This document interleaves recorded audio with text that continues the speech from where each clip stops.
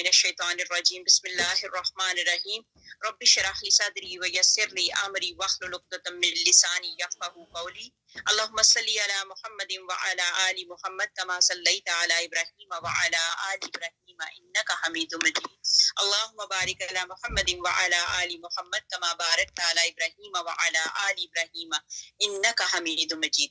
پچھلی آیات ہماری تھی کہ جن کے چہرے نور والے ہوتے ہیں، اللہ سبحانہ تعالیٰ جو نیک لوگ ہوتے ہیں ان کے چہروں کو نور کر دیتا ہے، اور جو بد لوگ ہوتے ہیں تو وہ کہتے ہیں نا کچھ لوگوں کے دل کالے ہوتے ہیں، تو اس کے متعلق سلطان باہو رحمۃ اللہ علیہ کا بھی ایک شعر تھا کہ دل کالے نالوں منہ کالا چنگا، دل کالے نالوں منہ کالا چنگا جے کوئی رمز پچھاڑے۔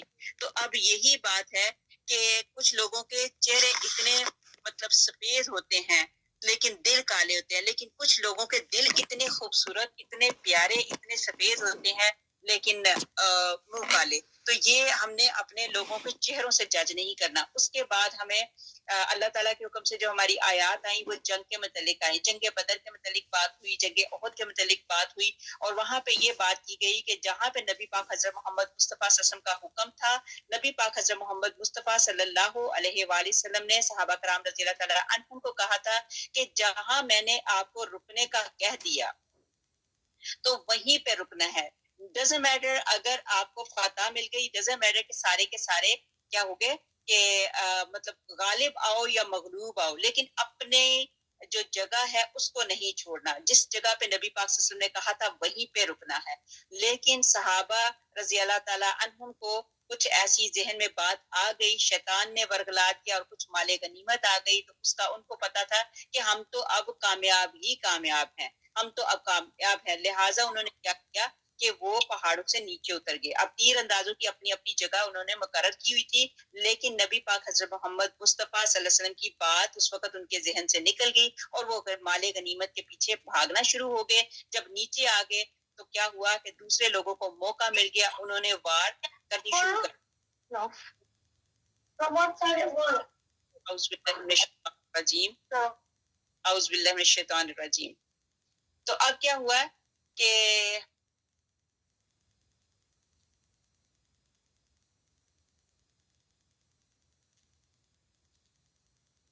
یہ آپ انمیوٹ کر لو، آپ کی آواز نہیں آ رہی ہے جی۔ اعوذ باللہ من الشیطان الرجیم، بسم اللہ الرحمن الرحیم۔ اے نبی صلی اللہ علیہ وسلم، تو اس وقت کو بھی یاد کر جب صبح ہی صبح تو اپنے گھر سے نکل کر مسلمانوں کو میدان جنگ میں لڑائی کے موقع پر باقاعدہ بٹھا رہا تھا۔ اللہ تعالیٰ سننے والا جاننے والا ہے۔ جب تمہاری دو جماعتیں سستی کا ارادہ کر چکی تھیں، اللہ ان کا ولی اور مددگار ہے، اور اسی کی پاک ذات پر مومنوں کو بھروسہ رکھنا چاہیے۔ جنگ بدر میں بھی اللہ تعالیٰ نے عین اس وقت تمہاری مدد فرمائی جبکہ تم نہایت گری ہوئی حالت میں تھے۔ فقط اللہ ہی سے ڈرتے رہا کرو، نہ کسی اور سے، تاکہ تم کو شکر گزاری کی توفیق ہو، اور یہ شکر گزاری باعث نصرت اور امداد ہو۔ یہاں تک ہم نے کل پڑھ لیا تھا، آیت نمبر 123 تک پڑھ لیا تھا۔ اب ہم نے جو تفسیر کرنی ہے انشاءاللہ تعالیٰ اللہ کے حکم سے، سپارہ نمبر 4 سورۃ آل عمران، سورۃ نمبر 3 اور اسی کے ساتھ آیت نمبر 23، 22، 21 کے پیچھے والی کو لے کے ہم انشاءاللہ تعالیٰ اگلی آیت کی طرف چلتے ہیں۔ یہ آیات جو ہے وہ ساری کی ساری جنگ بدر اور جنگ احد کے متعلق ہوئی۔ جنگ بدر میں کیا کیا ہوا، کتنا ان کو مسلمانوں نے، یہ جنگ بدر میں مشرکین کو کامل شکست ہوئی۔ اب جب مشرکین کو شکست ہوئی تو اب ان کے دل جو تھے وہ شکست خوردہ تھے۔ اب انہوں نے کیا کیا، اگلی جنگ کے لیے اپنے آپ کو اتنا زیادہ تیار کر لیا، اتنا زیادہ تیار کر لیا کہ یہ انہوں نے، اور اس میں نے آپ کو ایک بات ضرور بتانی ہے، عبداللہ بن ابی جو کیا کہتے تھے، منافقوں کے باپوں کا باپ جس کو کہا جاتا ہے، یہ وہ تھا۔ تو نبی پاک حضرت محمد مصطفیٰ صلی اللہ علیہ وسلم مشورہ لے کے بھی چلتے تھے۔ نبی پاک حضرت محمد مصطفیٰ صلی اللہ علیہ وسلم نے کیا کیا کہ ان کو اپنے جو صحابہ کرام رضی اللہ تعالیٰ عنہم جو ہیں ان سب کو لے کے، تو نبی پاک صلی اللہ علیہ وسلم نے کیا کیا، صبح ہی صبح نکلے۔ تو نبی پاک حضرت محمد مصطفیٰ صلی اللہ علیہ وسلم جب جنگ کے لیے نکلے تو نبی پاک حضرت محمد مصطفیٰ صلی اللہ علیہ وسلم نے فرمایا کہ دیکھو میں نے بدر والے دن بھی تم کو غالب کیا۔ یہ اللہ تعالیٰ کہتے ہیں کہ دیکھو میں نے بدر والے دن بھی تم کو غالب کیا، حالانکہ تم بہت ہی کم اور بے سر و سامان تھے۔ جب اللہ تعالیٰ کی مدد آ جاتی ہے تو اس میں یہ نہیں ہوتا کہ بندے کتنے ہیں تعداد میں۔ جب اللہ تعالیٰ کی مدد آئی تعداد میں، یہ جو مسلمان لوگ تھے جو نبی پاک حضرت محمد مصطفیٰ صلی اللہ علیہ وسلم کے ساتھ تھے وہ تعداد میں کم تھے، جبکہ مشرکین کی تعداد زیادہ تھی۔ لیکن جہاں پہ اللہ کی مدد آ جائے تو وہ سب سے بڑی مدد ہے۔ تو یہاں پہ وہی اللہ سبحانہ تعالیٰ کہتے ہیں کہ تم تعداد میں بھی کم تھے۔ یہ بدر کے میدان کی والی بات ہو رہی ہے کہ بدر کی لڑائی میں رمضان بروز جمعہ میں ہوئی تھی اور اس کا نام یوم الفرقان رکھا گیا۔ اس دن اسلام اور اہل اسلام کو عزت ملی، شرک برباد ہوا، محل شرک اجڑا، اور حالانکہ اس دن مسلمان صرف 313 تھے۔ اب یہاں پہ کئی اس تعداد کو نوٹ کر لیں، مسلمان جو تھے وہ 313۔ آپ کو پہلے بھی بتایا یہ 313 کی تعداد جو ہے یہ بڑی مشہور ہے، اس کی وجہ بتائی گئی۔ 300 سے جب اوپر ہو جاتا ہے تو وہ کثیر تعداد آ جاتی ہے، اسی لیے یہ عائزہ یا فقیرنی اکثر آپ لوگوں کو کہتی ہے جو درود پاک پڑھنا ہے تو 313 کر لیں، جو کلمہ شریف پڑھنا ہے تو 300، اگر اس سے اوپر پڑھتے ہیں تو نور علی نور، اور کلمہ پڑھتے ہیں تو 313۔ اسی طرح یہ تعداد جو ہے اس تعداد میں ایک خاص اہمیت ہے۔ تو اب یہاں پہ بتایا کہ 313 مسلمان تھے، ان کے پاس صرف 2 گھوڑے تھے، فقط 70 اونٹ تھے، باقی سب پیدل تھے، ہتھیار بھی اتنے کم تھے کہ گویا نہ تھے، اور دشمن کی تعداد اس دن 3 گنا تھی، یہاں مطلب اس سے بھی زیادہ، 1000 میں کچھ ہی کم تھے۔ ہر ایک ذرہ بختر لگائے ہوئے تھے، مطلب سارا انہوں نے اپنا سر و سامان لگایا ہوا تھا، ضرورت سے زیادہ واپر ہتھیار، عمدہ کافی سے زیادہ گھوڑے، مالداری کا یہ حال تھا کہ سونے کے زیور پہنے ہوئے تھے۔ اب آئے تھے یہ لڑنے کے لیے، گھوڑے تو سامان تو تھا ہی تھا، بلکہ انہوں نے اپنے زیور بھی پہنے ہوئے تھے۔ اس موقع پر اللہ تعالیٰ نے اپنے نبی حضرت محمد مصطفیٰ صلی اللہ علیہ وآلہ وسلم کو عزت اور غلبہ دیا، اپنی وحی باہر کی، اپنی نبی حضرت محمد مصطفیٰ صلی اللہ علیہ وسلم اور آپ کے ساتھیوں کو سرخرو کیا، اور شیطان اور اس کے لشکریوں کو ذلیل و خوار کیا۔ یہاں پہ اللہ سبحانہ تعالیٰ یہی بتاتے ہیں کہ جب میری مدد آ جاتی ہے تو کاؤنٹنگ کی کوئی بات نہیں ہوتی، جب اللہ کی مدد آ جائے۔ آگے ہمارے پاس یہاں پہ آیت آ گئی، آیت نمبر 124، جب تو مومنوں کو تسلی دے رہا تھا تو کیا آسمان سے 3000 فرشتے اتار کر اللہ تعالیٰ کا تمہاری مدد کرنا تم کو کافی نہ ہوگا؟ یہاں پہ وہی اللہ سبحانہ تعالیٰ بتا رہے ہیں کہ جب نبی پاک حضرت محمد مصطفیٰ صلی اللہ علیہ وسلم مومنوں کو تسلی دے رہے تھے، اور پھر کیا ہوا کہ اللہ سبحانہ تعالیٰ نے 3000 فرشتے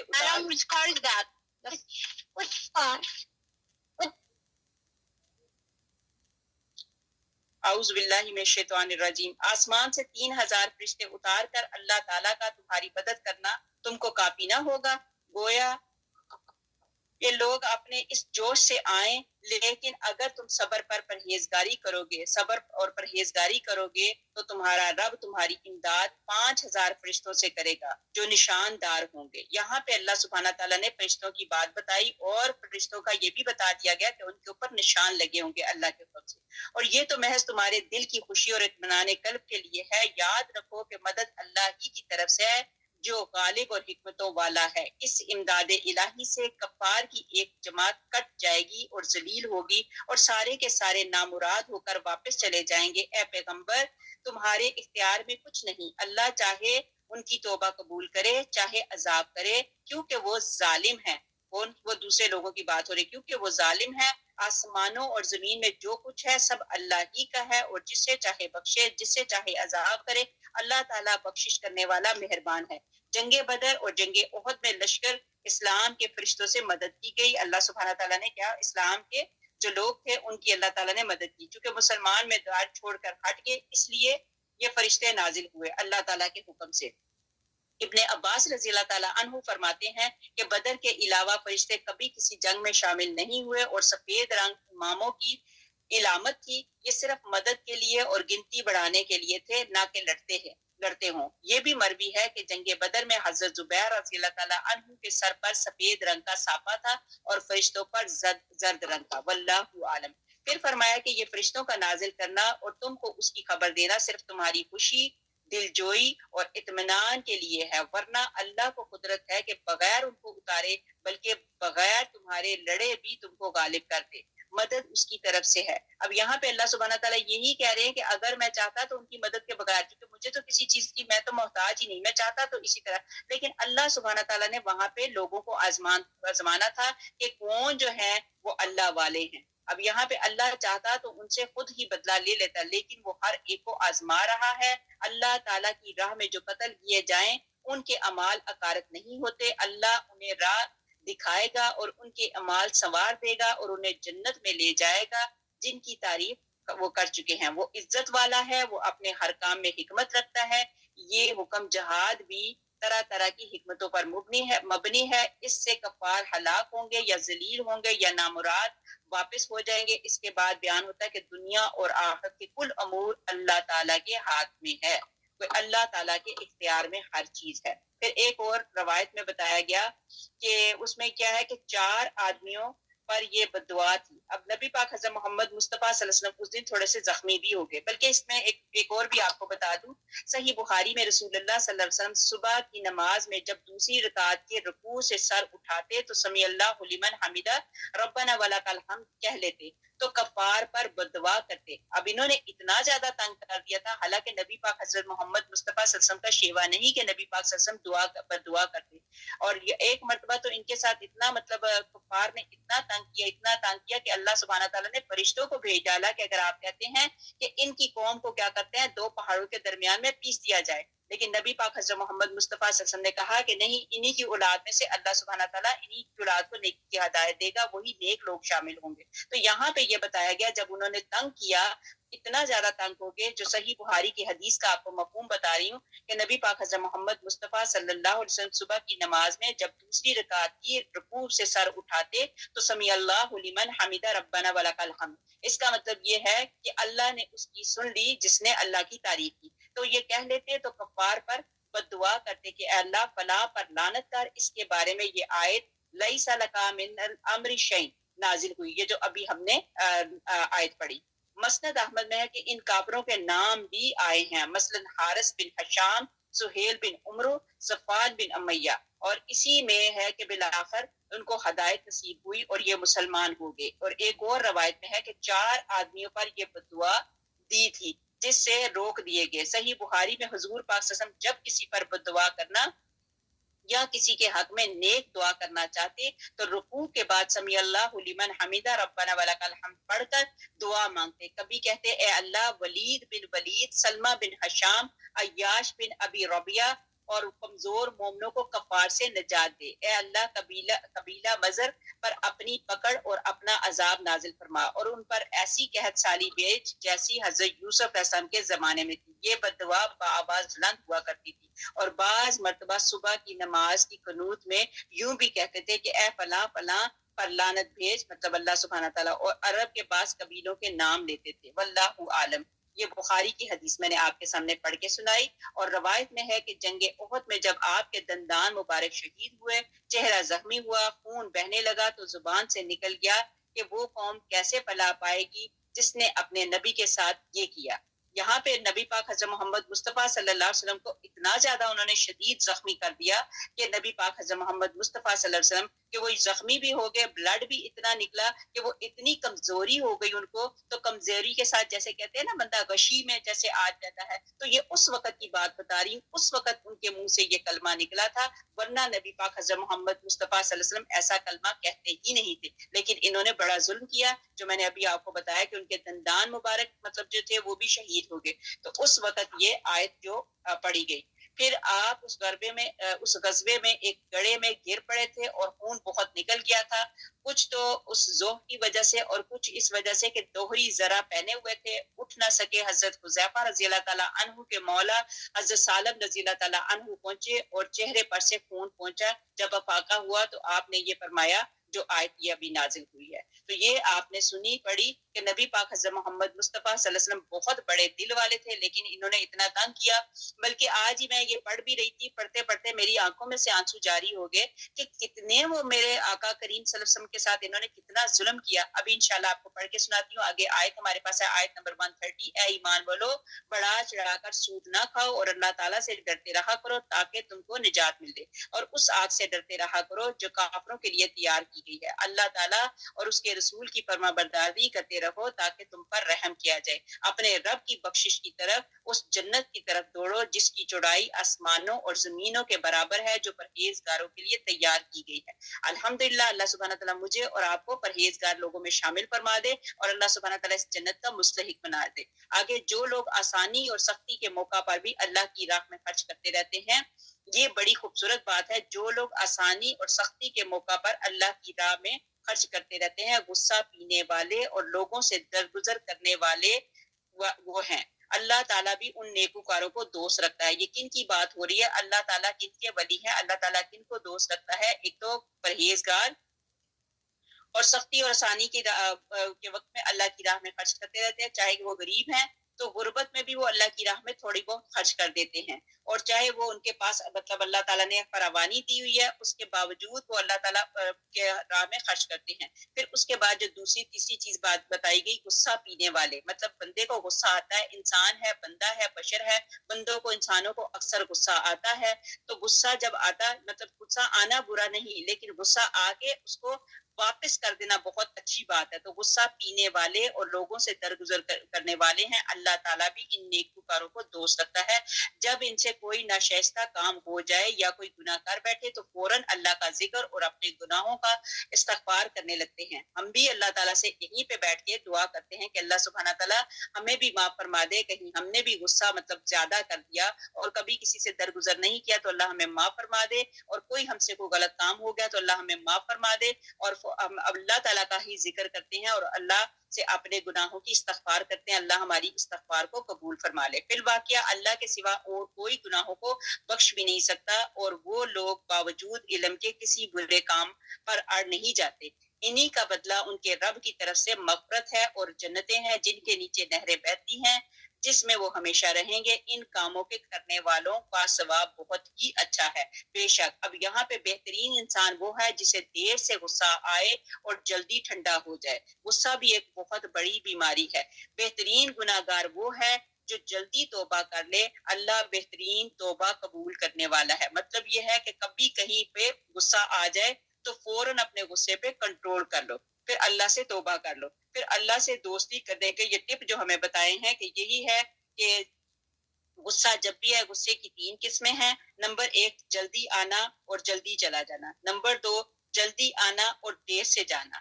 پھر نمبر 3 دیر سے آنا اور جلدی چلا جانا. اور دیر سے آنا اور جلدی چلے جانا، یہ تینوں چیزوں میں سے سب سے بیسٹ یہی تیسری والی چیز ہے کہ دیر سے غصہ آنا اور جلدی چلا جانا. اللہ سبحانہ تعالیٰ ہمارے غصوں کو کنٹرول کرے. یہی جو آیت ہم نے پڑھی، آیت نمبر یہ آیت نمبر ہے کیا کہتے ہیں 134، یہ بہت خوبصورت آیت ہے. یہ غصے جن کو آتے ہیں ان کے اوپر پڑھ کے پھونکا جائے تو یہ ان کے غصے ٹھنڈے ہو جائیں گے. اور یہ ہے وَالدَّرَائِ وَالْكَاظِمِينَ الْغَيْظَ وَالْعَافِينَ عَنِ النَّاسِ وَاللَّهُ يُحِبُّ الْمُحْسِنِينَ. یہ بہت پیاری آیت ہے. تو غصہ پی جاؤ صرف چھپانا نہیں بلکہ گھونٹ بھر لینا ہے. جیسے ابلتے ہوئے پانی کے اوپر ڈھکن رکھ دیا، اسی طرح جب غصے کو کنٹرول کرو تو یہی سمجھو کہ آپ کا غصہ ٹھنڈا ہو جائے گا. اس غصہ کو دور کرنے کے لیے 21 دن تک پڑھیں اور پلائیں. اور یہ بلڈ پریشر کے لیے بھی یہ آیت بہت ہی اچھی ہے کہ جس کا مطلب ہے غصہ پینے والے اور لوگوں سے درگزر کرنے والے. تو اللہ تعالیٰ بھی ان نیکوکاروں کو دوست رکھتا ہے. یہ غصے کے متعلق بہت ساری ڈیٹیل ہے، اور غصے میں یہ بھی بتایا گیا کہ اللہ غصہ جو ہے کہ اللہ کے غضب کو ٹھنڈا کرتا ہے. غصے کے بارے میں بہت سارے احکام ہیں. کچھ باتیں بتاتی ہوں. بعض روایتوں میں ہے کہ اے ابن آدم، اگر غصے کے وقت تو مجھے یاد رکھے گا، یعنی میرا حکم مان کر غصہ پی جائے گا، تو میں اپنے غصے کے وقت تجھے یاد رکھوں گا، یعنی ہلاکت کے وقت تجھے ہلاکت سے بچا لوں گا. اللہ اکبر. یہ ابن ابی حاتم کی روایت میں نے آپ کے سامنے پڑھ کے سنائی. پھر اور حدیث میں ہے کہ رسول اللہ صلی اللہ علیہ وآلہ وسلم فرماتے ہیں جو شخص اپنا غصہ روک لے اللہ تعالیٰ اس پر سے اپنا عذاب ہٹا لیتا ہے. اللہ. اب یہ چیز سوچ لیں کہ خدا نہ خواستہ اگر ہم عذاب کے مستحق ہو جاتے ہیں اور کبھی ہمیں زندگی میں غصہ آ جاتا ہے تو اپنے غصے کو اسی وقت روک لیں، اور پھر یہ یاد کر لیں کہ اگر میں اس وقت اپنے غصے کو روک لیتی ہوں تو اللہ تعالیٰ مجھ سے اپنے عذاب کو ہٹا لیں گے. اور جو شخص اپنی زبان خلاف شرع باتوں سے روک لے اللہ تعالیٰ اس کی پردہ پوشی کر لے گا. اور جو شخص اللہ کی طرف معذرت لے لے اللہ تعالیٰ اس کا عذر قبول فرما لیتا ہے. کہ اب یہ ہے کہ یہ بتایا کہ پہلوان وہ نہیں. آپ صلی اللہ علیہ وآلہ وسلم فرماتے ہیں پہلوان وہ نہیں جو کسی کو پچھاڑ دے، بلکہ حقیقتاً پہلوان وہ ہے جو غصے کے وقت اپنے نفس پر قابو رکھے. حالانکہ یہ غصے کے وقت اپنے نفس پہ قابو کرنا بہت ہی مشکل کام ہے. یہ مشکل کاموں میں سے ایک مشکل کام ہے. حضرت علی رضی اللہ تعالیٰ عنہ کے غصے کی بات بھی آپ کو یاد ہوگی کہ جب جنگ کرتے وقت کیا ہوا کہ حضرت رضی اللہ تعالیٰ عنہ کے اوپر کیا کیا، کسی آدمی نے آ کے وہ مطلب وہ جنگ ہو رہی تھی تو جنگ کے وقت کیا ہوا کہ اس آدمی نے، حالانکہ وہ آدمی نیچے تھا، لیکن اس نے کیا کیا، حضرت علی رضی اللہ تعالیٰ عنہ کے اوپر معذلہ تھوک پھینک دی. تو حضرت علی رضی اللہ تعالیٰ عنہ پیچھے ہو گئے، اس لیے کہ پہلے وہ پیچھے اس لیے ہو گئے، حالانکہ وہ چاہتے تو وہ اس وقت اس کو مطلب اس کی گردن کو ذبح کر سکتے تھے، کاٹ کر سکتے تھے، لیکن انہوں نے کیا کیا، پیچھے ہو گئے. وہ کہنے لگے کہ اس وقت یہ معاملہ میرا اور اس کا ہے، پہلے جو معاملہ تھا میں اللہ کی وجہ سے اس کے ساتھ جھگڑ رہا تھا، اس کے ساتھ جنگ کر رہا تھا، لیکن اب چونکہ اس نے مجھے کیا ہے تو میں اپنے نفس کا غلام نہیں ہو سکتا، لہٰذا وہ پیچھے ہو گئے. پھر اس کی اور بھی ہیں، حضور پاک صلی اللہ علیہ وسلم کا یہ بھی ارشاد ہے کہ جو شخص کسی تنگ دست کو مہلت دے یا اپنا قرض اسے معاف کر دے، اللہ تعالیٰ اسے جہنم سے آزاد کر دیتا ہے. لوگوں سنو، جنت کے اعمال سخت اور مشکل ہیں اور جہنم کے کام آسان اور سہل ہیں. نیک وقت وہی ہے جو فتنوں سے بچ جائے. کسی گھونٹ کا پینا اللہ کو ایسا پسند نہیں جتنا غصے کے گھونٹ کا پی جانا. ایسے شخص کے دل میں ایمان رچ جاتا ہے. مطلب سارے گھونٹوں میں سے بیسٹ گھونٹ وہ ہے جو ہم اللہ کی راہ میں، اگر کوئی غصہ کرتا ہے تو کسی جگہ پہ کہیں آپ کو غصہ آتا ہے تو اپنے غصے کے گھونٹ کو پی جانا. اللہ سبحانہ تعالیٰ کو یہ سارے غصے، سارے گھونٹوں کے پینے میں سے سب سے بیسٹ یہی ہے، غصے کے گھونٹ کا پی جانا. اللہ سبحانہ تعالیٰ ہمارے غصوں پہ کنٹرول کرے. غصے کے متعلق بہت ساری احادیث ہیں، بہت ساری روایات ہیں، دل چاہتا ہے پڑھیں لیکن ٹائم کم ہونے کی وجہ سے آگے جانا پڑے گا. مسند بازار میں ہے کہ ایک شخص نے حضور پاک صلی اللہ علیہ وسلم سے کہا مجھ سے گناہ ہو گیا. آپ صلی اللہ علیہ وسلم نے فرمایا توبہ کر لے. اس نے کہا میں نے توبہ کی، پھر گناہ ہو گیا. فرمایا پھر توبہ کر لے. اس نے کہا مجھ سے پھر گناہ ہو گیا. آپ صلی اللہ علیہ وآلہ وسلم نے فرمایا پھر استغفار کر. اس نے کہا مجھ سے اور گناہ ہوا. فرمایا استغفار کیے جا یہاں تک کہ شیطان تھک جائے. اللہ اکبر. پھر فرمایا گناہ کو بخشا اللہ ہی کے، گناہ کو بخشنا اللہ ہی کے اختیار میں ہے، کہ اللہ سبحانہ تعالیٰ جب کوئی بندہ توبہ کرتا ہے تو اللہ سبحانہ تعالیٰ اس کی توبہ کو قبول کر لیتے ہیں. آیت نمبر 137، تم سے پہلے بھی ایسے واقعات گزر چکے ہیں، زمین میں چل پھر کر دیکھ لو آسمانی تعلیم کے جھٹلانے والوں کا کیا انجام ہوا. عام لوگوں کے لیے تو یہ قرآن اظہار حق ہے اور پرہیزگاروں کے لیے ہدایت اور نصیحت ہے. تم نہ سستی کرو نہ غمگین ہو، تم ہی غالب رہو گے اگر تم ایماندار ہو. اگر تم زخمی ہوئے ہو تو تمہارے مخالف لوگ بھی تو ایسے ہی زخمی ہو چکے ہیں. ہم ان دنوں کو لوگوں کے درمیان عدلتے بدلتے رہتے ہیں. مطلب شکست احد کی بات ہو رہی ہے. شکست احد اسی لیے تھی کہ اللہ تعالیٰ ایمان والوں کو جان لے اور تم میں سے بعض کو شہادت کا مرتبہ عطا فرمائے. اللہ تعالیٰ ناحق والوں کو دوست نہیں رکھتا. یہ وجہ بھی تھی کہ اللہ تعالیٰ ایمان والوں کو بالکل الگ کر دے اور کافروں کو مٹا دے. کیا تم یہ سمجھ بیٹھے ہو کہ تم جنت میں چلے جاؤ گے، حالانکہ اب تک اللہ تعالیٰ نے یہ معلوم نہیں کیا کہ تم میں سے جہاد کرنے والے کون ہیں اور صبر کرنے والے کون ہیں. جنگ سے پہلے تو تم شہادت کی آرزو میں تھے، اب اسے اپنی آنکھوں سے اپنے سامنے دیکھ لیا. اب مسند احمد میں ہے کہ رسول اللہ صلی اللہ علیہ وسلم نے منبر پر بیان فرمایا، لوگوں تم اوروں پر رحم کرو اللہ تعالیٰ تم پر رحم کرے گا. لوگوں تم دوسروں کی خطائیں معاف کرو اللہ تعالیٰ تمہارے گناہوں کو بخشے گا. باتیں بنانے والوں کو ہلاکت ہے، گناہ پر جم جانے والے کو ہلاکت ہے. آزمائش کے وقت ایمان پر استقامت اختیار کرنا چاہیے. آگے حدیث شریف میں ہے کہ دشمن کی ملاقات کی آرزو نہ کرو، اللہ تعالیٰ سے عافیت طلب کرو، اور جب میدان پڑ جائے تو پھر لوہے کی طرح، مطلب لاٹ اس طرح کی طرح جم جاؤ اور صبر کے ساتھ ثابت قدم رہو اور جان لو کہ جنت تلواروں کے سائے تلے ہے. نبی پاک حضرت محمد مصطفیٰ صلی اللہ علیہ وآلہ وسلم نے صحابہ رضی اللہ تعالیٰ عنہم سے مشورہ کیا کہ جب ہم جنگ کرنے لگے تو جنگ کس جگہ پہ کریں. کچھ صحابہ نے کہا کہ ہم ایسے کرتے ہیں کہ مدینے کے اندر ہی رک کے ہم جنگ کریں گے. تو کچھ، یہ جنگ احد کی بات ہو رہی ہے. پھر کچھ صحابہ رضی اللہ تعالیٰ عنہم نے کہا، مشورہ دیا کہ نہیں ہم باہر کریں گے. کیونکہ وہ پہلی والی جنگ پہ جو لوگ نہیں شامل تھے تو اب وہ کیا چاہتے تھے کہ ہم خوب اپنا دل کھول کے وہاں پہ جنگ کریں، تو ہم مدینے کے باہر ہی نکل کے جنگ کرتے ہیں. اب نبی پاک حضرت محمد مصطفیٰ صلی اللہ علیہ وسلم جب تیار ہو کے آئے مطلب جو زرہ وغیرہ پہنی ہوئی تھی، نبی پاک حضرت محمد مصطفیٰ صلی اللہ علیہ وسلم نے ذرا ایکسٹرا تیاری کی ہوئی تھی. یہ دیکھ کے کچھ صحابہ تھوڑے سے گھبرا گئے کہ اس کا مطلب ہے کہ وہاں پہ ایکسٹرا آج مطلب جدوجہد کرنی پڑے گی. تو انہوں نے کہا کہ ہم ایسے کرتے ہیں کہ مدینے کے اندر ہی رک کے اندر ہی ہم اس وقت یہ جنگ و جدل کرتے ہیں. تو نبی پاک حضرت محمد مصطفیٰ صلی اللہ علیہ وسلم نے کہا کہ اب ڈٹ جاؤ، پہلے ہمارا یہ پروگرام نہیں تھا، لیکن اب چونکہ ہم نے اپنا پروگرام بنا لیا ہے، لہٰذا اب پیچھے مڑنے کی نہیں ضرورت. جو کام کرنا ہے، جو ہم نے پرومس کر لیا، جو ہم نے ارادہ کر لیا، لہٰذا اسی طریقے پہ آگے ہم نے چلنا ہے. آیت نمبر 144. حضرت محمد مصطفیٰ صلی اللہ علیہ وسلم صرف رسول ہی ہیں، ان سے پہلے بھی بہت سے رسول ہو چکے ہیں. کیا اگر ان کا انتقال ہو جائے یا شہید ہو جائے تو تم اسلام سے الٹے پاؤں پھر جاؤ گے؟ اب یہاں پہ نبی پاک حضرت محمد مصطفیٰ صلی اللہ علیہ وآلہ وسلم کا جب انہوں نے آخری وقت آیا تو کیا ہوا، جب لوگوں میں بات پھیل گئی تو کچھ لوگ جو ہیں وہ درم برم ہو گئے. تو وہاں کی بات ہو رہی ہے کہ اپنے معاملے میں ڈٹے رہو کہ نبی پاک صلی اللہ علیہ وسلم اگر ہمارے پاس سے چلے جائیں گے تو کیا ہمارے ایمان بدل جائیں گے. یہ اس کی طرف اشارہ ہے. اور جو کوئی پھر جائے تو ہرگز اللہ تعالیٰ کا کچھ نہ بگاڑے گا. عنقریب اللہ تعالیٰ شکر گزاروں کو نیک بدلہ دے گا. بغیر اللہ کے حکم کے کوئی جاندار نہیں مر سکتا. مقرر شدہ وقت لکھا ہوا ہے. دنیا کی چاہت والوں کو ہم کچھ دنیا دے دیتے ہیں اور آخرت کا ثواب چاہنے والے کو ہم وہ بھی دے دیتے ہیں. احسان ماننے والوں کو ہم بہت جلد نیک بدلہ دیں گے.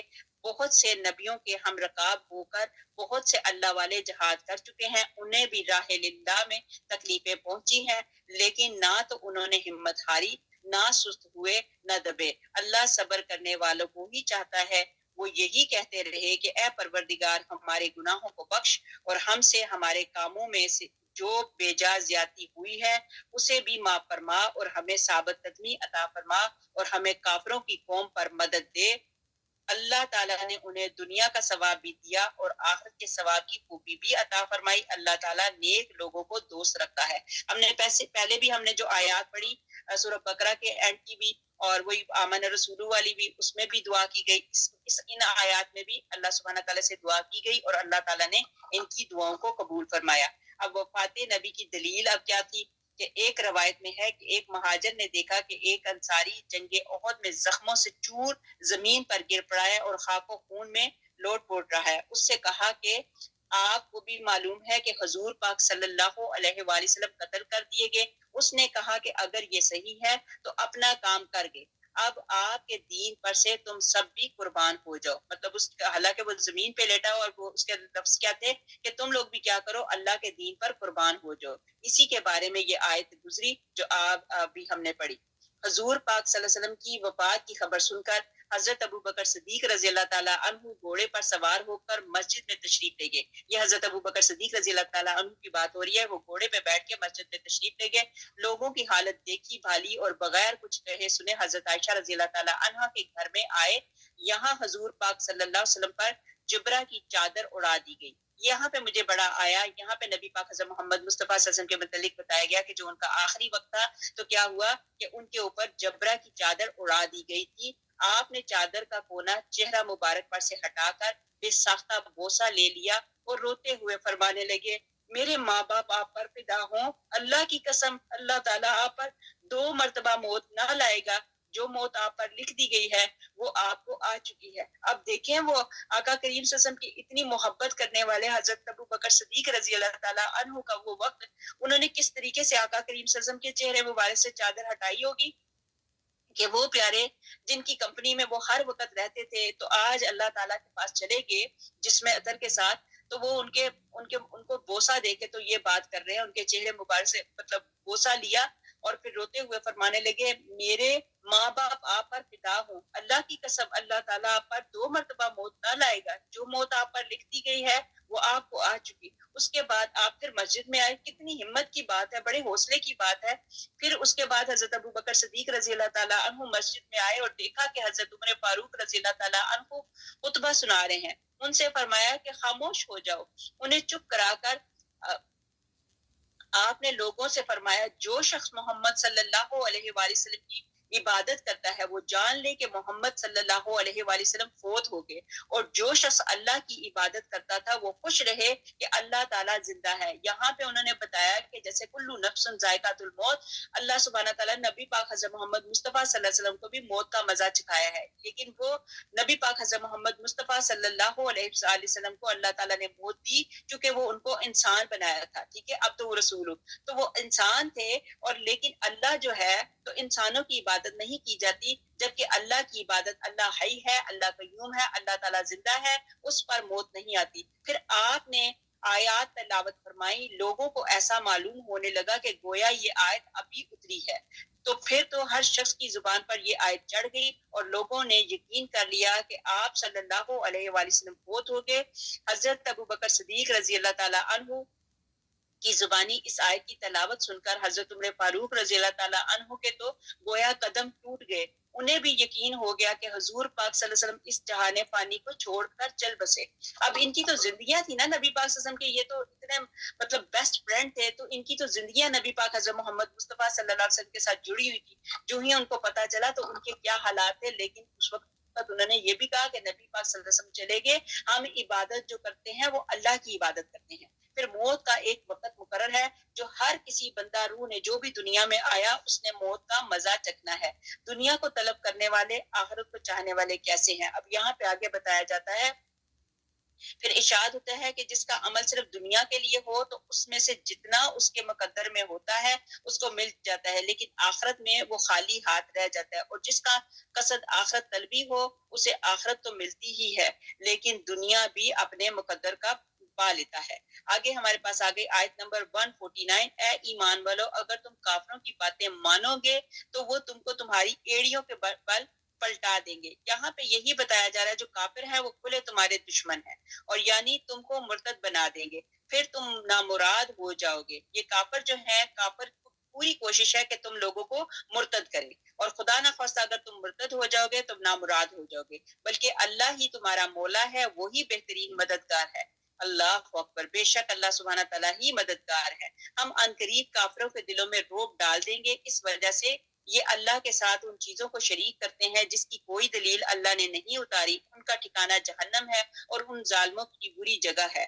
اللہ تعالیٰ نے تم سے اپنا وعدہ سچا کر دکھایا، تم اس کے حکم سے انہیں اپنے ہاتھوں سے کاٹنے لگے۔ اب کیا ہوا کہ وہ اپنے ہاتھوں سے کاٹ لے، یہاں تک کہ تم کم ہمت ہو گئے اور کام میں جگڑنے لگے اور نافرمانی کرنے لگے۔ اس کے بعد اس نے تمہاری چاہت کی چیز تم کو دکھا دی، تم میں سے بعض دنیا چاہتے تھے اور بعض کا ارادہ آخرت کا تھا، پھر تم کو ان سے پھیر دیا تاکہ تم کو آزما لے، اور یقیناً اس نے تمہاری لذت سے درگزر فرما لیا۔ ایمان والوں پر اللہ تعالیٰ بڑے فضل والا ہے، جبکہ تم چڑھے چلے جا رہے تھے اور کسی کی طرف توجہ تک نہیں کرتے تھے، اور اللہ تعالیٰ کے رسول تم کو تمہارے پیچھے سے آوازیں دے رہے تھے، بس تم کو غم پر غم پہنچا تاکہ تم فوت شدہ چیز پر غمگین نہ ہو اور نہ ملی ہوئی چیز پر اداس ہو۔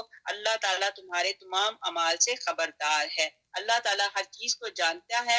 کافروں کی بات ماننے میں ذلت ہے، یہاں یہی بتایا گیا ہے، اللہ تعالیٰ اپنے ایماندار بندوں کو کافروں اور منافقوں کی باتوں کے ماننے سے روک رہا ہے اور بتا رہا ہے کہ ان کی مانی تو دنیا اور آخرت کی ذلت تم پر آئے گی، ان کی چاہت تو یہی ہے کہ تم کو دین اسلام سے ہٹا دیں۔ پھر فرماتا ہے کہ مجھ ہی کو مولا اور مددگار جانو، مجھ ہی سے دوستیاں کرو، مجھ ہی پر بھروسہ کرو، مجھ ہی سے مدد چاہو۔ پھر فرمایا کہ ان شریروں کے دلوں میں بوجہ ان کے کفر کے میں ڈر اور خوف ڈال دوں گا۔ پھر آگے بتایا کہ مسند احمد میں ہے کہ آپ صلی اللہ علیہ وسلم فرماتے ہیں، اللہ تعالیٰ نے تمام نبیوں پر، بعض روایتوں میں یہ ہے کہ تمام امتوں پر مجھے 4 فضیلتیں عطا فرمائی ہیں۔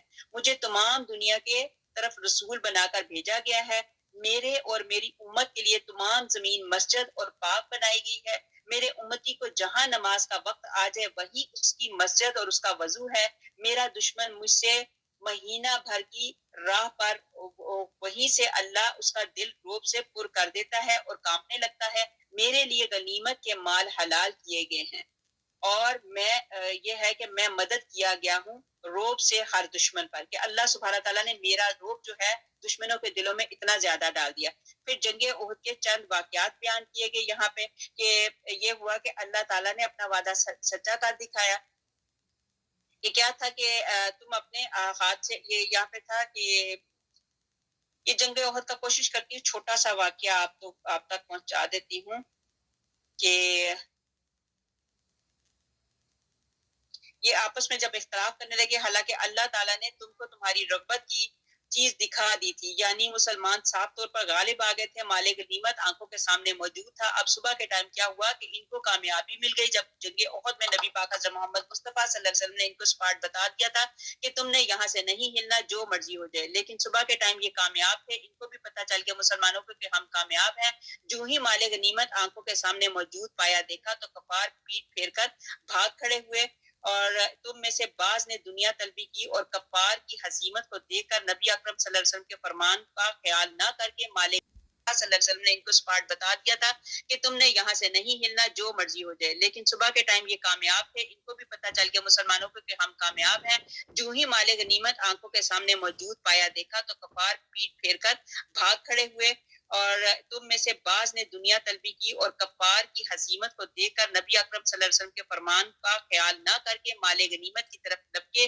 وہ بعض نیک نیت اور آخرت طلب بھی تھے، لیکن اس نافرمانی وغیرہ کی بنا پر کفار کی پھر بن آئی، اور ایک مرتبہ تمہاری پوری آزمائش ہو گئی، غالب ہو کر مغلوب ہو گئے، فتح کے بعد شکست ہو گئی، لیکن پھر بھی اللہ تعالیٰ نے تمہارے اس جرم کو معاف فرما دیا، کیونکہ وہ جانتا ہے کہ بظاہر تم ان سے تعداد میں اور اسباب میں کم تھے۔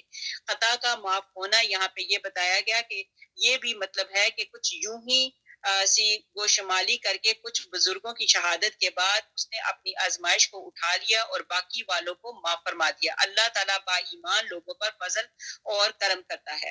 پھر اس کے بعد یہ بتایا بعض لوگوں نے دنیا طلبی کر کے رسول پاک صلی اللہ علیہ وسلم کی نافرمانی کی، یعنی بعض تیر اندازوں نے جنہیں حضور پاک صلی اللہ علیہ وآلہ وسلم نے پہاڑ کے درے پر کھڑا کیا تھا اور فرما دیا تھا کہ تم یہاں سے دشمنوں کی نگہبانی کرو، وہ ہماری پیٹھ کی طرف سے نہ آ جائیں۔ اگر تم دیکھو ہم ہار بھی گئے ہیں تو تم اپنی جگہ سے نہ ہٹنا، اور اگر تم دیکھو کہ ہم ہر طرح غالب آ گئے ہیں تو بھی تم غنیمت جمع کرنے کے لیے بھی اپنی جگہ سے نہ چھوڑنا۔ جب حضور پاک صلی اللہ علیہ وآلہ وسلم غالب آ گئے تو تیر اندازوں نے حکم عدولی کی، اور وہ اپنی جگہ کو چھوڑ کر مسلمانوں میں آ ملے اور مال غنیمت جمع کرنا شروع کر دیا۔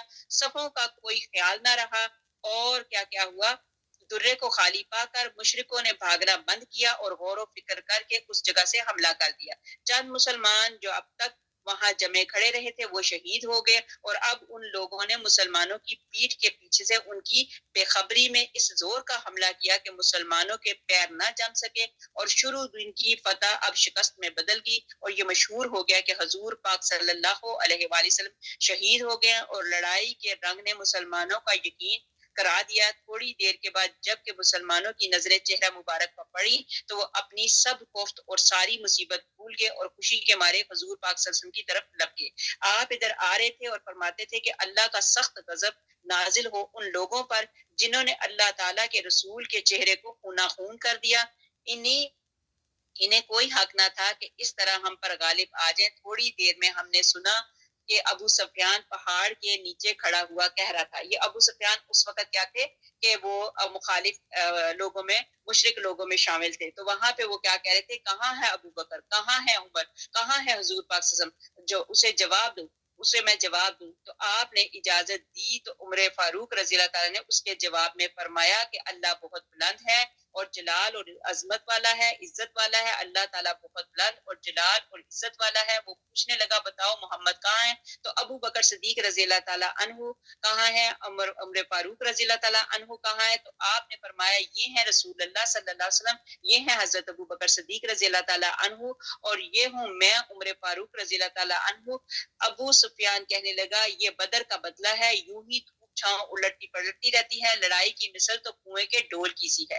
حضرت عمر فاروق رضی اللہ تعالیٰ عنہ نے فرمایا برابری ہرگز نہیں، تمہارے مقتول جو ہیں وہ جہنم میں گئے اور ہمارے شہداء جو ہیں جنت میں پہنچے۔ ابو سفیان کہنے لگا اگر یوں ہی ہے تو یقیناً ہم نقصان اور گھاٹے میں رہے۔ سنو تمہارے مقتولین میں بعض ناک کان کٹے لوگ بھی تم پاؤ گے، اور یہ ہمارے سرداروں کی رائے سے نہیں ہوا، لیکن ہمیں برا بھی نہیں معلوم ہوا۔ یہ ابو سفیان کی اور ان کی آپس میں باتیں ہو رہی تھی۔ پھر اس پہ بھی کیا کیا، حضرت عمر فاروق رضی اللہ تعالیٰ عنہ نے کہا حساب برابر نہیں ہوا۔ حساب کیسے برابر ہوگا؟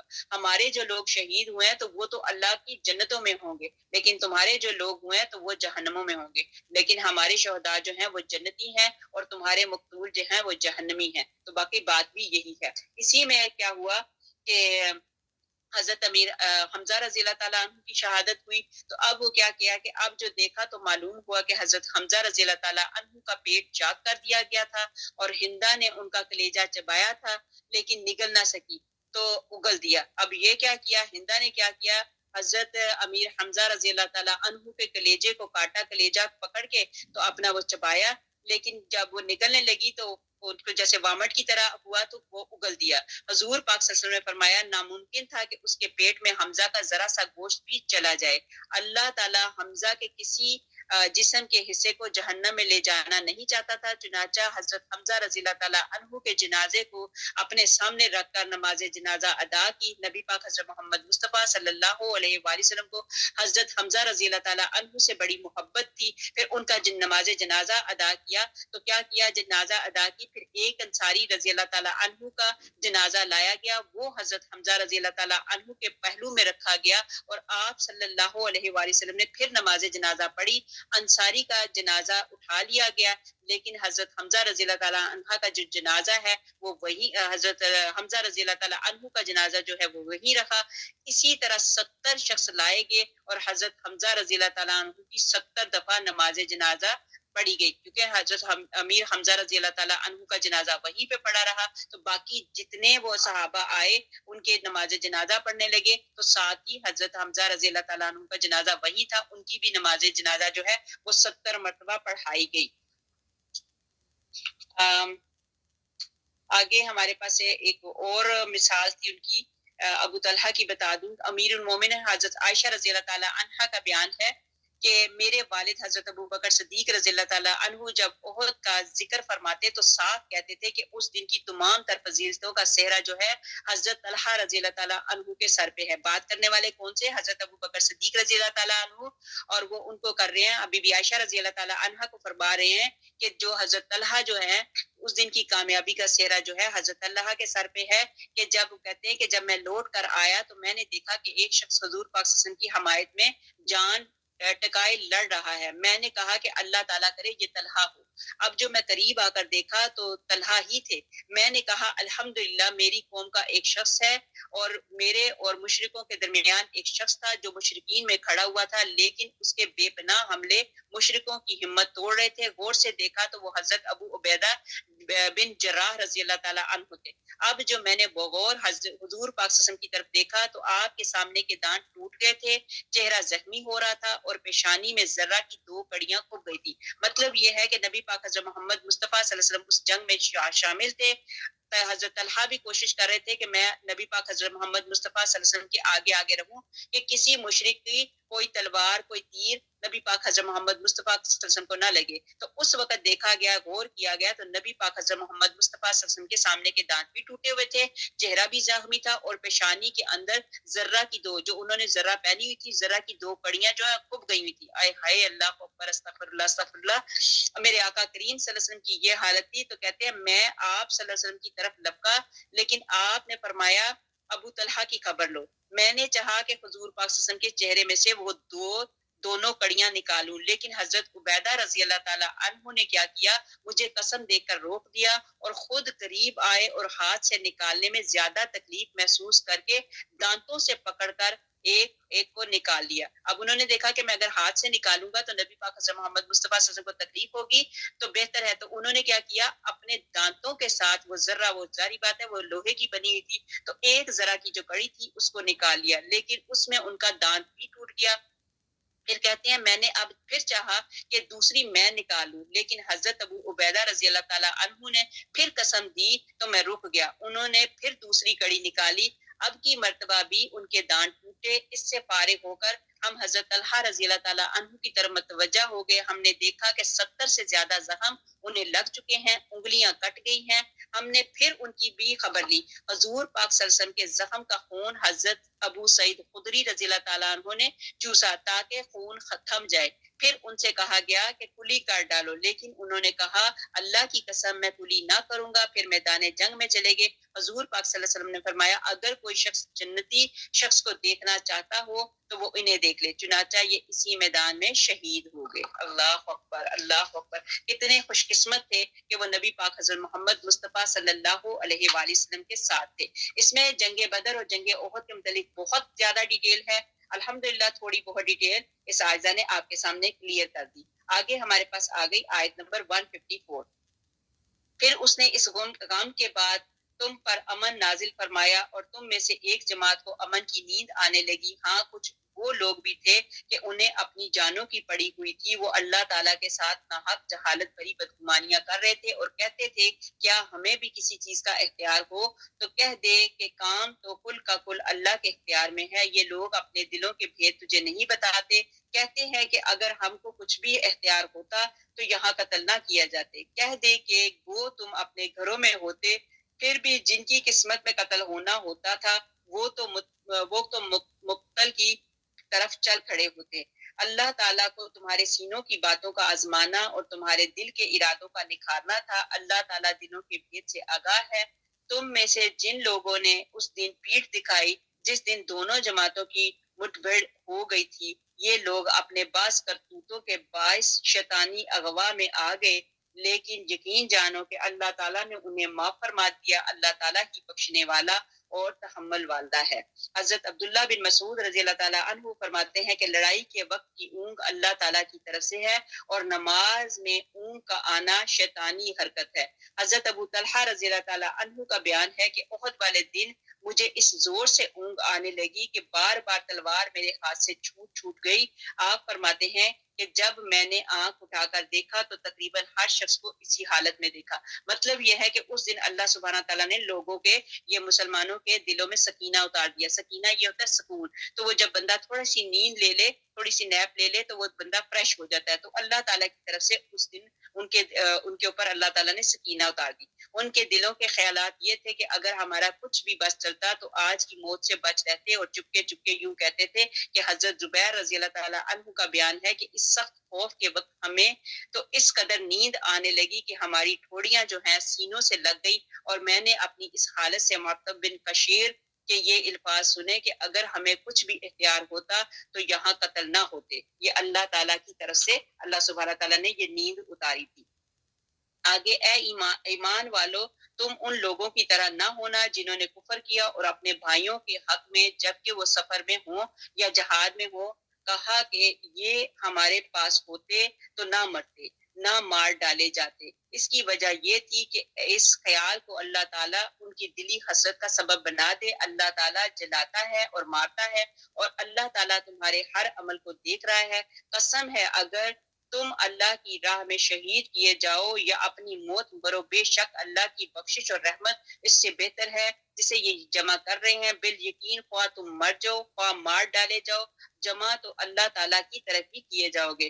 اللہ کی رحمت کے باعث تو ان پر نرم دل ہے اور تو بدزمان اور سخت دل ہوتا تو یہ سب تیرے پاس سے بھاگ کھڑے ہوتے.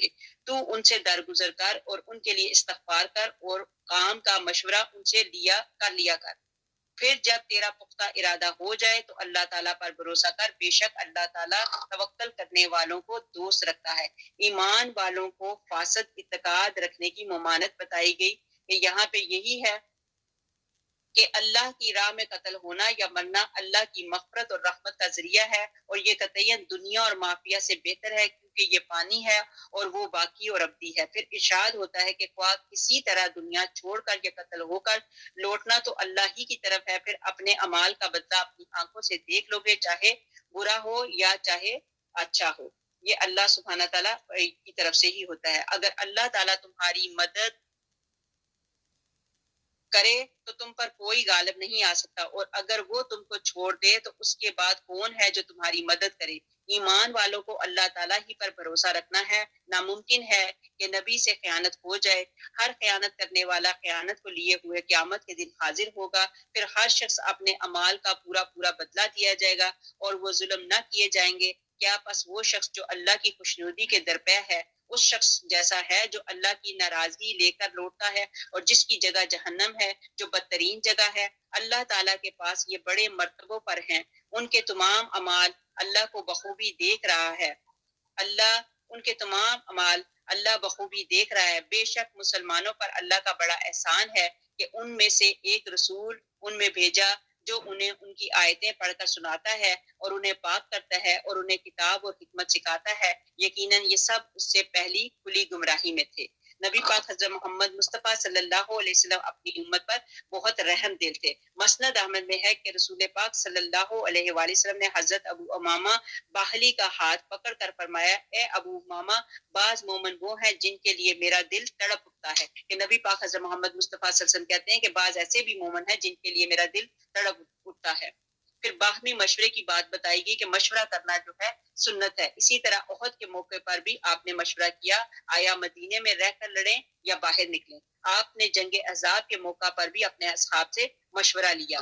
پھر یہی اسی طرح آپ نے حدیبیہ والے دن بھی اس امر کا مشورہ کیا، آیا مشرکین کے گھروں پر دھاوا بول دیں. تو حضرت ابو بکر صدیق رضی اللہ تعالیٰ عنہ نے فرمایا: ہم کسی سے لڑنے نہیں آئے، ہمارا ارادہ تو صرف عمرے کا ہے. چنانچہ اسے بھی آپ نے منظور فرمایا.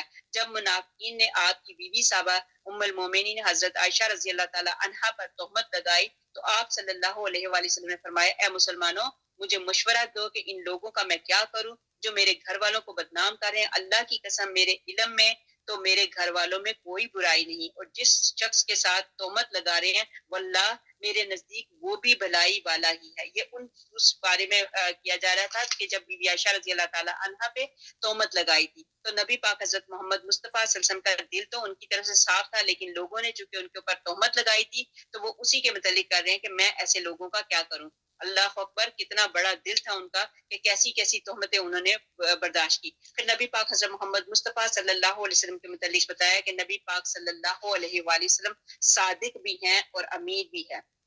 آگے آیت نمبر 165: کیا جب کبھی تم کو کوئی تکلیف پہنچے کہ تم اس جیسی دو چند پہنچا چکے ہو تو کہتے ہو کہ یہ کہاں سے آ گئی، کہہ دے کہ یہ خود تمہاری طرف سے ہے. بے شک اللہ تعالیٰ ہر ایک چیز پر قادر ہے. اور تم کو جو کچھ اس دن پہنچا جس دن دو جماعتوں میں مٹبھیڑ ہو گئی تھی وہ سب اللہ تعالیٰ کے حکم سے تھا، اور اس لیے کہ اللہ تعالیٰ ایمان والوں کو جان لے. یہ وہی لڑائی کی بات ہو رہی ہے کہ یہ اللہ تعالیٰ کی حکمت تھی. اللہ تعالیٰ کی حکمت کی وجہ سے یہ جھگڑا ہوا تاکہ اللہ سبحانہ تعالیٰ مومنوں کو اور کافروں کو نکھار دے، الگ درگ کر دے، ان دونوں کا فرق سامنے آ جائے. تو تاکہ اللہ تعالیٰ ایمان والوں کو جان لے اور منافقوں کو بھی معلوم کر لے. جن سے کہا گیا کہ آؤ راہ الہی میں جہاد کرو یا کافروں کو ہٹاؤ تو وہ کہنے لگے کہ اگر ہم لڑائی جانتے ہوتے تو ضرور تمہارا ساتھ دیتے. یہ عبداللہ بن ابی بن سلول کی بات کی جا رہی ہے. ابھی اس کا واقعہ بتاتی ہوں. وہ اس دن بنسبت ایمان کے کفر سے بہت قریب تھا. اپنے منہ سے وہ باتیں بناتے تھے اور جن کے دلوں میں نہیں، جو وہ اپنے منہ سے باتیں بناتے تھے جو ان کے دلوں میں نہیں، اور اللہ تعالیٰ بخوبی جانتا ہے جسے وہ چھپاتے ہیں. یہ وہ لوگ ہیں جو خود بھی بیٹھے رہے اور اپنے بھائیوں کی بابت کہا کہ اگر وہ بھی ہماری مان لیتے تو قتل نہ کیے جاتے. تو کہہ کہ اگر تم سچے ہو تو اپنی جانوں سے موت کو ہٹا کر دکھاؤ. یہ جنگ احد کی پھر دوبارہ وہی بات کی جا رہی ہے کہ جنگ احد میں جو شہید ہوئے ان کا کیا معاملہ ہوا. اسی طرح دونوں جماعتوں کی مٹ پٹ دن کیا ہوا کہ یہ 1000 آدمی لے کر یہاں پہ تم دشمنوں کے مقابلے سے بھاگ کھڑے ہوئے، تم میں سے بعض لوگ شہید بھی ہوئے اور زخمی بھی ہوئے. یہ سب اللہ تعالیٰ کی طرف سے قضاء اور قدر سے تھا. اس کی حکمت کہ یہ تھی، اس کا ایک سبب یہ بھی تھا کہ ثابت قدم اور غیر متزلزل ایمان والے صابر بندے بھی معلوم ہو جائیں اور منافقین کا حال بھی کھل جائے، جیسے عبداللہ بن ابی بن سلول اور اس کے ساتھی کے راستے میں سے واپس لوٹ آئے. اب یہاں پہ کیا ہوا کہ یہ 1000 آدمی لے کر رسول پاک صلی اللہ علیہ وسلم احد کی جانب بڑھے.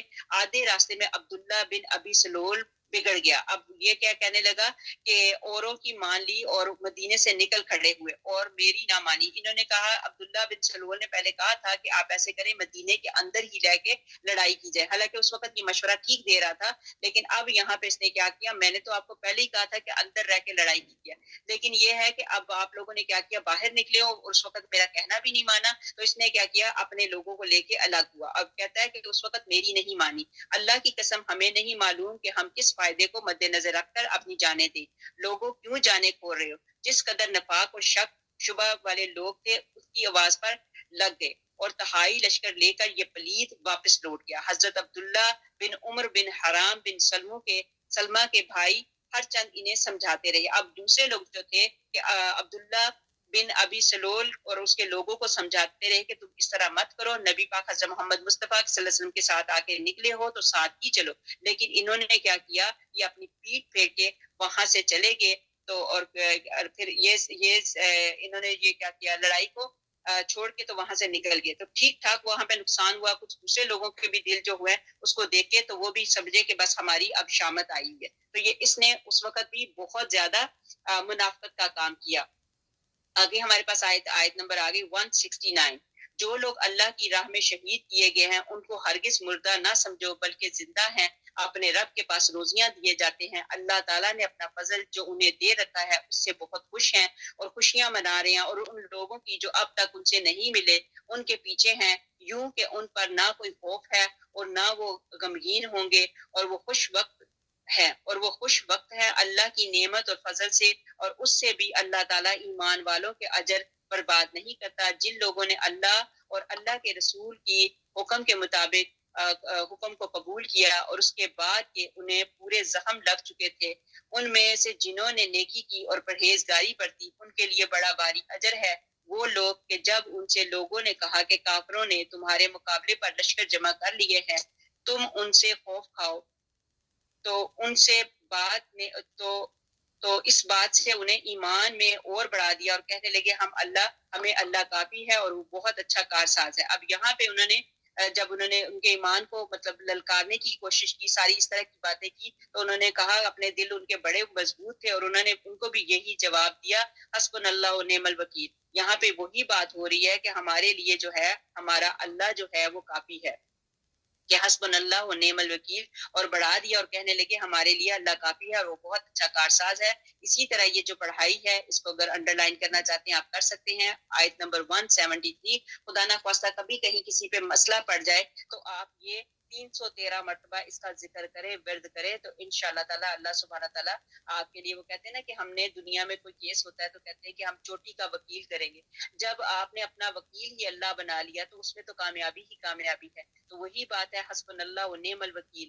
پھر آگے اگر چاہو تو نعم المولا و نعم النصیر بھی کہہ سکتے ہیں, لیکن یہ بھی اتنا بھی کافی ہے کہ بڑھا دیا, کہنے لگے ہمیں اللہ کافی ہے اور وہ بہت اچھا کارساز ہے. نتیجہ یہ ہوا کہ اللہ کی نعمت اور فضل کے ساتھ یہ لوٹے, انہیں کوئی برائی نہ پہنچی, انہوں نے اللہ کی رضامندی کی پیروی کی. اللہ بہت بڑے فضل والا ہے. یہ خبر دینے والا صرف شیطان ہی ہے جو اپنے دوستوں کو ڈراتا ہے. تم ان کافروں سے نہ ڈرو, وہ میرا خوف اور کیا کرو, میرا خوف رکھو اگر تم ایماندار ہو. یہاں پہ اللہ سبحانہ تعالیٰ نے اپنے متعلق بات کی. پھر اس کے بعد شہادت کی فضیلتیں بتائی گئی ہیں کہ شہیدوں کا مقام کیا ہے, شہیدوں کو مردہ مت کہو, شہید زندہ ہوتے ہیں. پھر اسی طرح کیا کہتے ہیں, اللہ سبحانہ تعالیٰ شہیدوں کے متعلق مسلم شریف میں ہے کہ حضرت مسروق رحمۃ اللہ علیہ فرماتے ہیں, ہم نے حضرت عبداللہ رضی اللہ تعالیٰ عنہ سے اس آیت کا مطلب پوچھا تو حضرت عبداللہ رضی اللہ تعالیٰ عنہ نے فرمایا کہ ہم نے رسول پاک صلی اللہ علیہ وسلم سے اس آیت کا مطلب دریافت کیا تھا, تو آپ نے فرمایا ان کی روحیں سبز رنگ پرندوں کے قالب میں ہیں. یہ کن کی روحوں کی باتیں ہو رہی ہیں, یہ جو شہید ہیں ان کی روحیں جو ہیں سبز رنگ کے پرندوں کے قالب میں ہیں. عرش کی قندیلیں ان کے لیے ہیں, ساری جنت میں جہاں کہیں چاہیں چریں چگیں اور قندیلوں میں آرام کریں.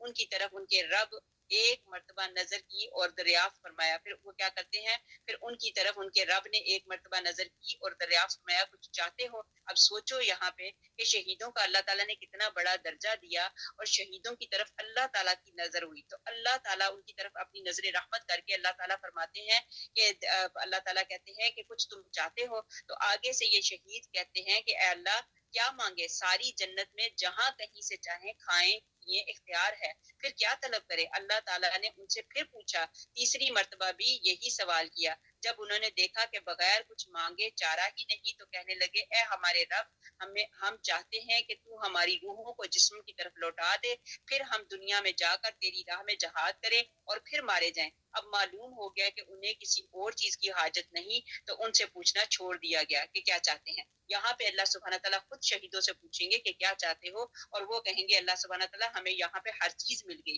لیکن پھر اللہ سبحانہ تعالیٰ 3 مرتبہ پوچھیں گے، پھر اس کے بعد کہیں گے کہ اللہ سبحانہ تعالیٰ آپ ہمیں ایسے کریں کہ پھر ہماری روحوں کو ہماری جسموں میں لوٹا دیں، ہم دنیا میں جائیں، پھر دوبارہ شہید ہوں، کیونکہ ان کو پتہ چل گیا کہ شہیدوں کا کتنا بڑا درجہ ہے۔ امید کرتی ہوں آپ لوگوں کو سمجھ آ گئی ہوگی۔ اس طرح کی حدیثیں پڑھ کے دل میں آتا ہے کہ اللہ سبحانہ تعالیٰ کاش ہمیں بھی شہادت کا درجہ مل جائے۔ مسند احمد میں ہے کہ حضور پاک صلی اللہ علیہ وسلم نے فرمایا، جب تمہارے بھائی احد والے دن شہید کیے گئے تو اللہ تبارک تعالیٰ نے ان کی روحیں سبز پرندوں کے قالب میں ڈال دی، جو جنتی درختوں کے پھل کھائیں اور جنتی نہروں کا پانی پئیں اور عرش کے سائے تلے وہاں لٹکتی ہوئی قندیلوں میں آرام اور راحت حاصل کرے۔ جب کھانے پینے رہنے سہنے کی یہ بہترین نعمتیں انہیں ملی تو کہنے لگے، کاش کہ ہمارے بھائیوں کو جو دنیا میں ہیں ہماری ان نعمتوں کی خبر مل جاتی، تاکہ وہ جہاد سے منہ نہ پھیریں اور راہ اللہ کی لڑائیوں سے تھک کر نہ بیٹھ رہے ہیں۔ اللہ تعالیٰ نے ان سے فرمایا، تم بے فکر رہو، میں یہ خبر ان تک پہنچا دیتا ہوں۔ چنانچہ یہ آیتیں نازل ہوئی جو ابھی ہم نے پڑھی۔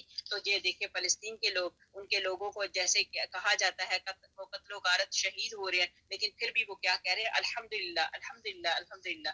تو کیسی ہی خوبصورت ان کو اللہ سبحانہ تعالیٰ نے، یہ آگے جہاد کے متعلق اور اس کے متعلق بہت لمبی ڈیٹیل ہے، اس میں ایک یہ پڑھ کے بتا دیتی ہوں۔ ام المومنین حضرت زینب اور ام المومنین حضرت عائشہ رضی اللہ تعالیٰ عنہ سے مروی ہے کہ حضرت زینب رضی اللہ تعالیٰ عنہ نے فخر سے فرمایا، میرا نکاح تو خود اللہ تعالیٰ نے کر دیا ہے اور تمہارے نکاح تمہارے ولی وارثوں نے کی ہیں۔ صدیقہ رضی اللہ تعالیٰ عنہ نے فرمایا، میری برات اور پاکیزگی کی آیتیں اللہ تعالیٰ نے آسمان سے اپنے پاک کلام میں نازل فرمائی ہیں۔ حضرت زینب رضی اللہ تعالیٰ عنہ اسے مان گئی اور پوچھا، یہ تو بتاؤ تم نے حضرت صفوان بن معطل رضی اللہ تعالیٰ عنہ کی سواری پر سوار ہوتے وقت کیا پڑھا تھا؟ تو یہاں پہ صدیقہ رضی اللہ تعالیٰ عنہ نے فرمایا، حسبی اللہ و نعم الوکیل۔ یہ سن کر مائی صاحبہ حضرت زینب رضی اللہ تعالیٰ عنہ نے فرمایا کہ تم نے ایمان والوں کا کلمہ کہا۔ یہاں پہ آپ نے بتایا گیا کہ اس وقت جب ان کو تکلیف ہوئی، جب وہ پریشان ہوئی، اتنی بڑی آزمائش آئی، تو جب وہ معطل کی سواری پہ بیٹھی تو اس وقت بھی انہوں نے یہی کلمہ پڑھا جو بھی ہم نے آیت میں پڑھا، حسبی اللہ و نعم الوکیل۔ تو یہ بہت پیارا کلمہ ہے، اللہ سبحانہ تعالیٰ کے یہاں پہ قرآن پاک میں اس کا بتا دیا، تو اس کا اجر بہت زیادہ ہے۔ آیت نمبر 176۔ اللہ پر ٹائم ہو گیا اور ابھی ہماری تفسیر پڑی ہے، انشاءاللہ اس کو کمپلیٹ کرتے ہیں۔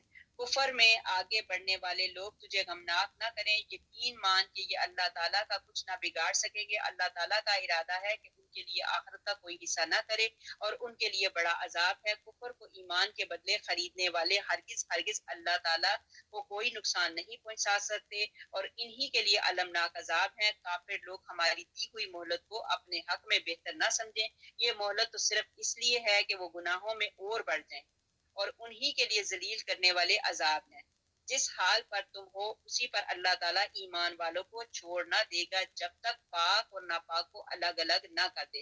مطلب حساب کتاب ہونا ہے، اللہ سبحانہ تعالیٰ نے سب کو الگ الگ کرنا ہے، اور پاک اور ناپاک کو الگ الگ نہ کر دے، اور نہ اللہ ایسا ہے کہ تم کو غیب سے آگاہ کر دے، بلکہ اللہ تعالیٰ اپنے رسولوں میں سے جسے چاہے انتخاب کر لیتا ہے۔ بس تم اللہ تعالیٰ پر اور اس کے رسولوں پر ایمان رکھو، اگر تم ایمان لاؤ اور تقویٰ کرو تو تمہارے لیے بڑا بھاری اجر ہے۔ جنہیں اللہ تعالیٰ نے اپنے فضل سے کچھ دے رکھا ہے وہ اس میں اپنی کنجوسی کو اپنے لیے بہتر خیال نہ کریں، بلکہ ان کے لیے نہایت بدتر ہے۔ عنقریب قیامت والے دن یہ اپنی کنجوسی کی چیز کے توق میں ڈالے جائیں گے۔ آسمانوں کی اور زمین کی میراث اللہ تعالیٰ ہی کے لیے ہے، جو کچھ تم کر رہے ہو اس سے اللہ تعالیٰ آگاہ ہے۔ اللہ تعالیٰ کے ساتھ کفر کرنا نبی پاک حضرت محمد مصطفیٰ صلی اللہ علیہ وسلم پر گرا گزرتا ہے۔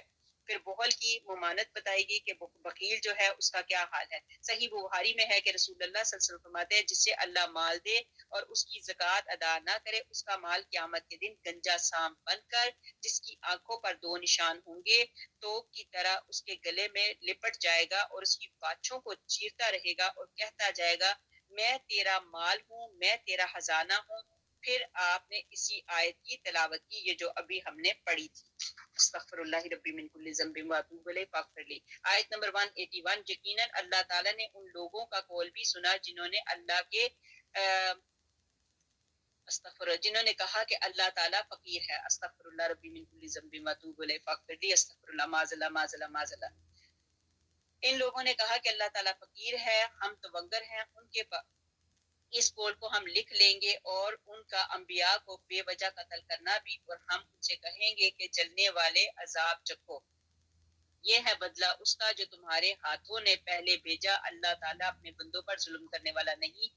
یہ لوگ ہیں جنہوں نے کہا کہ اللہ تعالیٰ نے ہمیں حکم دیا کہ کسی کی رسول کو نہ مانے، بے شک وہ ہمارے پاس ایسی قربانی لائے جسے آگ کھا جائے۔